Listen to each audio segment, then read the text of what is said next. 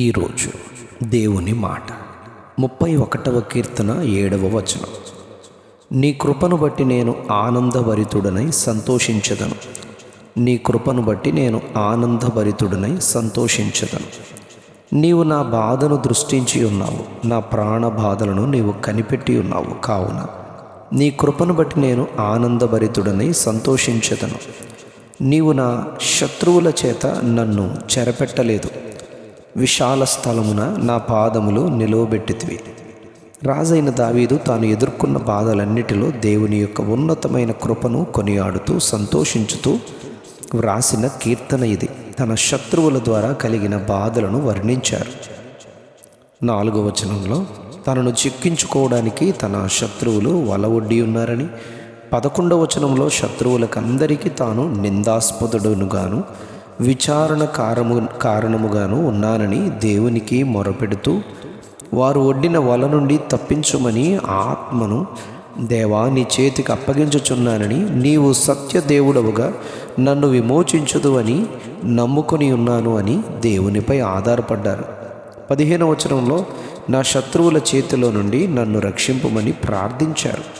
9, 10 వచనాల్లో ఈ శత్రువుల యొక్క బాధ వలన నా కన్ను క్షీణించుచున్నదని, నా ప్రాణము దేహము క్షీణించుచున్నదని, నా బలము తగ్గిపోవుచున్నదని, తన ఎముకలు క్షీణించుచున్నవని దేవునికి తన బాధలను చెప్పుకున్నారు.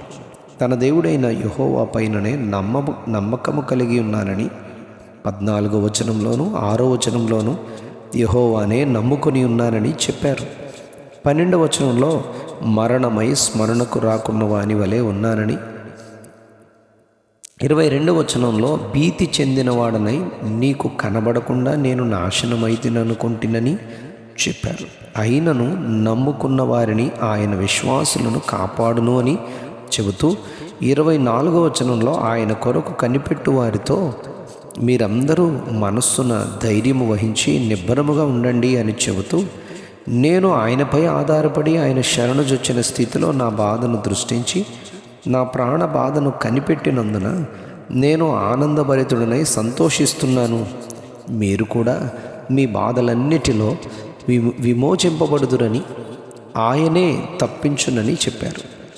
నేను పెట్టిన మొర, నేను చేసిన విజ్ఞాపనల ధ్వని ఆయన ఆలకించి తన కృపను ఆశ్చర్యకరముగా నాకు చూపించారని చెప్పి, ఆయన చూపిన కృపయే ఆనందభరితుడనై సంతోషించడానికి నాకు కారణమైందని చెప్పారు. అవును, ఈరోజు మన ధ్యాన వాక్యం ద్వారా మనము గ్రహించవలసిన సత్యం ఏమనగా, మనం ఎదుర్కొనే బాధలు, ప్రాణబాధలు శత్రువుల ద్వారా కన్నీళ్లతో కన్నులు నిండిపోయి కన్నులు క్షీణించిపోయిన స్థితిలో ఉన్నను, బాధల వలన ప్రాణము దేహము క్షీణించిపోయిన స్థితిలో ఉన్నను, బ్రతుకు దుఃఖముతో వెళ్ళబుచ్చుతూ బలము తగ్గిపోయి ఎముకలు కూడా క్షీణించుచున్నవని వేదనతో ఉన్నను.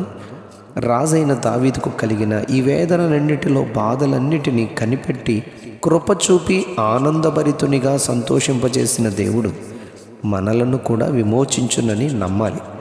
30వ కీర్తన 11, 12 వచనాల్లో నా అంగలార్పును నీవు నాట్యముగా మార్చి ఉన్నావని, నా గోనె పట్ట విడిపించి సంతోష వస్త్రము ధరింపచేసావని ఆయనను హృదయపూర్వకముగా స్తుతించారు. నేను నిత్యము ఆయన్నే స్తుతించదనని మనతో చెబుతూ ఉన్నారు. 31వ కీర్తన 8వ వచనంలో నీవు నా శత్రువుల చేత నన్ను చెరపెట్టలేదు, విశాల స్థలమున నా పాదములు నిలవబెట్టావు అని ఆయన కార్యమును సాక్ష్యముగా చెబుతూ దేవుణ్ణి మహిమపరిచారు. 30వ కీర్తన 5వ వచనంలో సాయంకాలమున ఏడ్పు వచ్చి రాత్రియుండినను ఉదయమున కల్లా ఆయన సంతోషమునిస్తారు అని చెప్పారు. 31వ కీర్తన 19వ వచనంలో నీ యందు భయభక్తులు గలవారి నిమిత్తము నీవు దాచి ఉంచిన మేలు ఎంతో గొప్పది, నరుల ఎదుట నిన్ను ఆశ్రయించిన వారి నిమిత్తము నీవు సిద్ధపరిచిన మేలు ఎంతో గొప్పది అని దేవుని స్తుతించారు. శ్రమలో బాధలలో కృంగిపోకుండా నమ్మికతో దేవుని సహాయము నిమిత్తము ఆయన కొరకు ఎదురు చూసిన రాజైన దావీదు వలె మనము కూడా సాక్ష్యమిద్దాం. అటు ధన్యత మనకును ప్రభువారు దయచేయునుగాక. Amen, amen, amen. 31వ కీర్తన 7వ వచనం. నీ కృపను బట్టి నేను ఆనందభరితుడనై సంతోషించెదను. నీ కృపను బట్టి నేను ఆనందభరితుడనై సంతోషించను. Amen, amen, amen.